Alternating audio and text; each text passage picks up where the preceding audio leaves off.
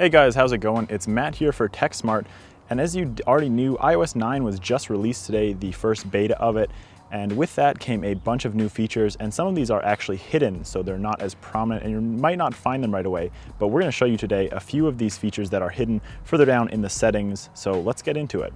The first one, which is actually a pretty big change, is as you know, there's a lock button on the side of the iPhone, and usually that is a mute switch to turn volume on and off. However, now in iOS 9, if you go into General and you go into Use Slide Switch 2, you can actually change that to lock rotation as well as mute. So no longer is it just solely locked on mute, but if you change lock rotation, you can actually switch this to change the lock rotation of your iPhone. Now after that, there is a new wallpaper here. Now remind you, this is the first beta, so we're not going to see too many of them, but if you go into General here, and then you go, if you go into Wallpaper, and then you go into Choose New Wallpaper, you're going to see that in the stills, we have this one kind of wave crashing over on itself here, and this is one of the new wallpapers for iOS 9. I assume further down the road, we're going to see a bunch more new ones, but it's a pretty nice one to see here at the beginning. So introduced in iOS 7 was the new Spotlight, which you could pull down to access.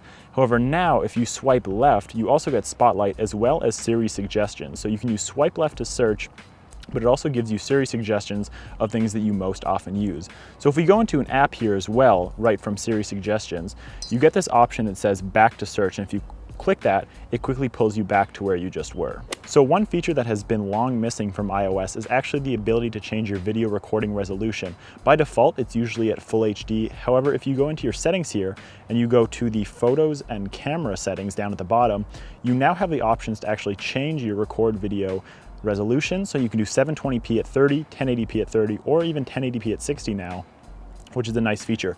As well as if you are an iPhone 5S, 6, or 6 Plus user, you can actually go into the slow-mo settings and now switch between 240 frames per second as well as 120 frames per second.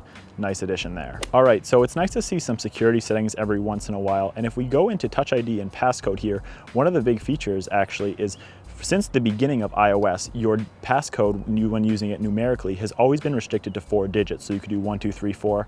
However, now you are actually able to use a 6-digit passcode. So it's a little bit more secure and a little bit longer of a passcode that you can enter as opposed to the standard 4-digit passcode. So while we're in the settings here, one thing that's actually pretty nifty is if you pull down a little bit, you actually now have a search option, so you can quickly jump between different settings because some of the menus do get a little bit deep. So if you know exactly what you're looking for, you can simply pull it up here, and if we are to search for example, camera, we can go to camera and it gives us restrictions or whatnot. It's just nice to have that search bar as there are now a lot more settings in iOS 9. All right, so in Notification Center, the way notifications work is that they are grouped together. However, if you go into notifications now, you actually can choose of whether they are grouped by app or if they are just placed in the order which they appear. So for example, if you get a message notification, and then a couple minutes later you get a calendar notification, and then you get a message notification again, it will actually pull the message notifications up to the top and group them together. However, if you turn that off, it will simply put the notifications in the order in which they were received. Personally, I like that a little bit better as it's not as confusing and it gives you a little bit of a timeline of what's happened on your phone. So it's nice to see that little setting there in notifications. All right, so in the Apple Mail application now, if you go into compose a new message, in the past you were able to insert pictures by long holding down and swiping over here and add a photo or video. However, now you actually can add an attachment from your iCloud Drive. So if you select this, you are given the option to choose any files you have in your iCloud Drive, whether it be a Word document, an Excel, a PowerPoint, a Pages, just a .text file.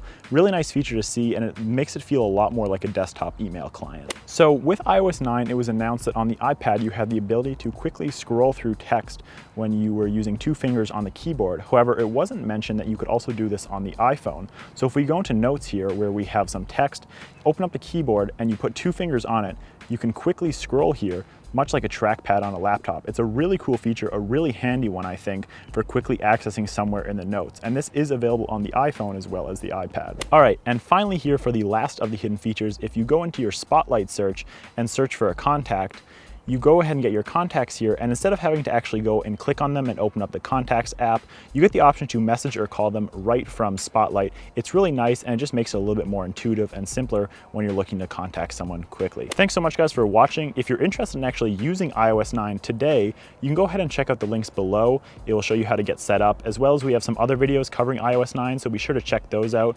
Also, don't forget to subscribe to the channel if you're not already. Leave a comment below and give us a thumbs up. Thanks so much for watching, and we'll see you in the next one.